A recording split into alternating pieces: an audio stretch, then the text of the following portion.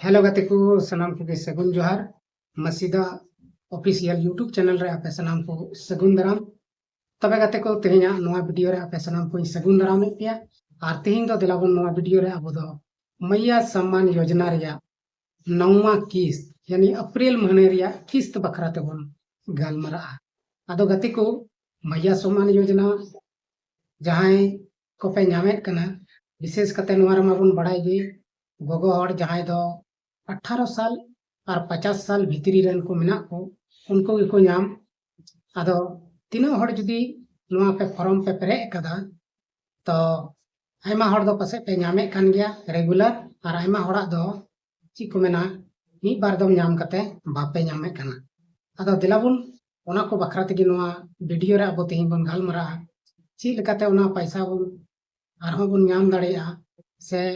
नोआ जहां नौवा किस्त कान नोआ हो इन हड़ा खाता रे हेज कना से बांग हेज कना नोआ को विषय तगी दिलाबुन विस्तार ते अब नोआ वीडियो बुन गालमरा आदो दिलाबुन बिना बिलम कते वीडियो दो बुन स्टार्ट का आगे तबे गोगो को मिश्रा को आपे सनाम को गे पासे दो आदि दिन खय अब बुन बड़ाई गया आयमा दिन खन रोज लगी वीडियो हजू सोशल मीडिया रे तेहें खय को पैसा को डलावा गपा खय को डलावा मिया खय को डलावा से डलाव किदा उनका आयमा ढेर कथा बन आंजम कदा मेनखान तंगी तंगी ते एकाल महीना लास्ट उतरना एनहो पैसा पांग हजू कन आदो गाते को लय बुन कना से गोगो को से मिश्रा को आपे खाता पे चेक दड़ेया 30 मई खन अप्रैल महीना रिया पैसा आपे खाता रे दो हे चुके हो कन और लाहा दो को मेने तेना 12 महीना रिया नामोआ मेनखान 12 महीना रिया दो बांग नाम लेना किसी कारण बस नोआ दो नेक्स्ट वीडियो करे बुन बड़ाया ना मेनखान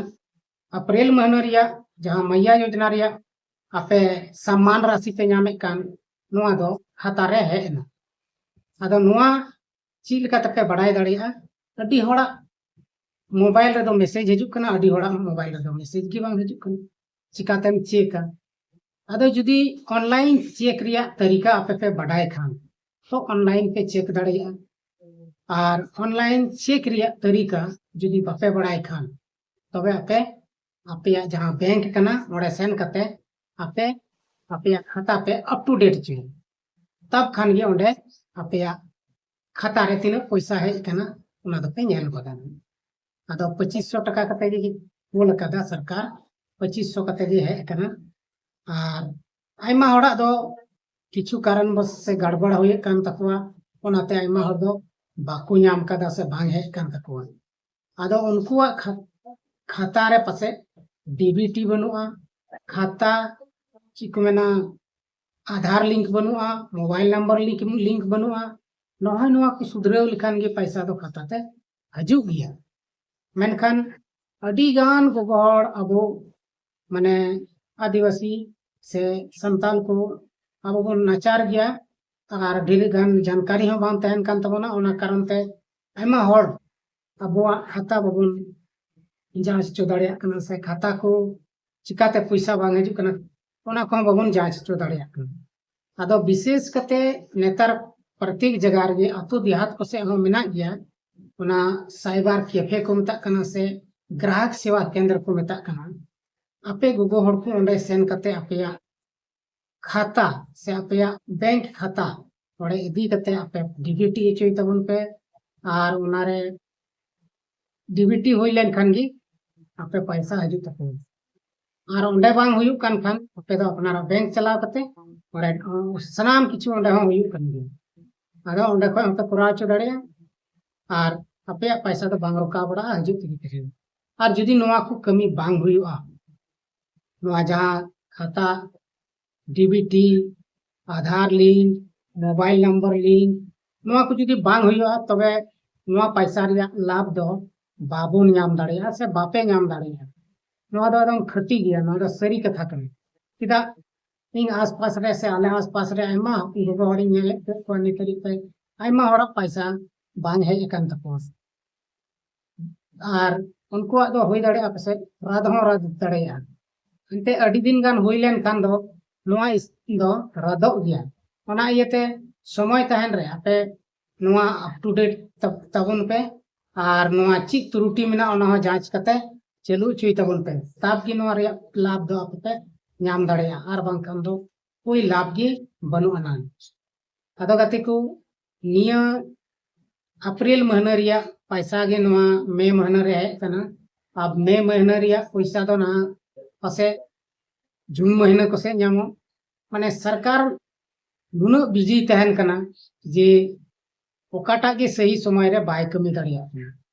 माने ओना की सनाम ख मारांग दिक्कत दो मेना और बखाय दो सिंह पसे दिक्कत दो बनुआ अदो अबोरेन जहां झारखंड सरकार कना उनी इना व्यस्त तहन कना से उनी रेन स्टाफ को से उनकुरन कमी को उना बिजी को तहन कना जहां दो समय पार रे बाको कमी पुरो दाड़िया अदो कुरुमुटुई को जेमन समय रे पैसा को एमो से तीना लाभुक मेना को उनको समय रे पैसा को एमा और नौकाते झारखंड सरकार हेमंत सरकार पूरे को सरहाव दाड़िया अदो गति को विशेष कते मैया सम्मान योजना रिया पैसा दो नितो चालू कन और तीना सारे बारे मेना को उनको हुको नाम गया ना अनकान कथा दो बांग कना बाको नामा केवल उनको डीबीटी आधार लिंक मोबाइल नंबर लिंक नोआ पिया पुनिया छोटा छोटा कमी मेना नोआ कमी जरूर कना और उनको दो पैसा हजू तको गया ना और जहां को नोआ को बापे कमी कदा उसरा चला तो उन पे बैंक पे और ओडे खाली लय को पे इया डीबीटी गति में तुरंत डीबीटी कतम कोनो ज्यादा खर्चा दो बनुआ और नुकाते आम नोआ मैया सम्मान योजना रे लाभ हाताव तगे तहना आदो गति को तिहिन मैया सम्मान योजना अगु कते हेमंत सोरेन अति बढ़िया कमी कदा चेदा से आयमा घरन रेन गोगो हर नोआ सम्मान नाम कते अकवा ओड़ा दुआर मत को चलाए कना गिदर बुतुर को मस्त को ऑल पढ़ा चे दाड़े को कना और नोकाते उनको दो नो फायदा रिया भाले लाभ को उठाए अदो इन हुई मेना जे नोआ को कमी रिया दो भागे गरी गे हुयो और नोकाते गति को तिहिना अब झारखंड राज्य दो हरा बुरु तकबन मा और मज तिबन ताहनो मा एडेखान तिहिना नोआ खबर रे दो इनके गुन गलमरा कना और हम नेक्स्ट टाइम रे बन न्यापामक कना तब तक के लिए सलाम को आपे इनसे फोन जोहार।